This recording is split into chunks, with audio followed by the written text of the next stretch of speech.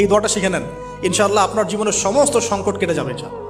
আমি নিজেও এই দোয়াটা বেশি বেশি করার চেষ্টা করি। দোয়াটা হচ্ছে, মুসা আলাইহিস সালাম একটা গাছের নিচে হেলান দিয়ে বসলেন, বসে দেখলেন দুজন মেয়ে দাঁড়িয়ে আছে দূরে, পানি নিতে পারছে না, লোকজন পানি নিয়ে যাচ্ছে, ওরা দাঁড়িয়ে আছে বেচারি। মুসা আলাইহিস সালাম গিয়ে বললেন, কি সমস্যা আপনাদের? তারা বললেন যে আমাদের বাবা অনেক বৃদ্ধ মানুষ, আমরা পানি নিতে পারি না যতক্ষণ না আমাদের কম পানি নিয়ে চলে যায়। তো মুসা আলাইহিস সালাম একটু বললাম না, ফিজিক্যালি খুব স্ট্রং ছিলেন, থাকে না বডি বিল্ডার, সামনে গিয়ে কথা বলে সরো পানি দিতে দাও, তখন মানুষ একটু মূল্যায়ন করে না।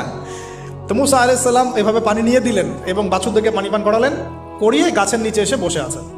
বসে বসে তিনি দোয়া করছেন, এই যে দোয়াটা তিনি দোয়া করছেন, রব্বি, একটা নেক কাজ করলেন না, মানুষের উপকার করলেন, নেক কাজ করে এসে গাছের নিচে বসে দোয়া করছে, আল্লাহ এখানে তো আমার খাবার পানি বাসস্থান কিছুই নাই, আমি কি করব? রব্বি ইন্নি লিমা আনজালতা ইলাইয়া মিন খায়রিন ফাকির, রব্বি ইন্নি লিমা আনজালতা ইলাইয়া মিন খায়রিন ফাকির।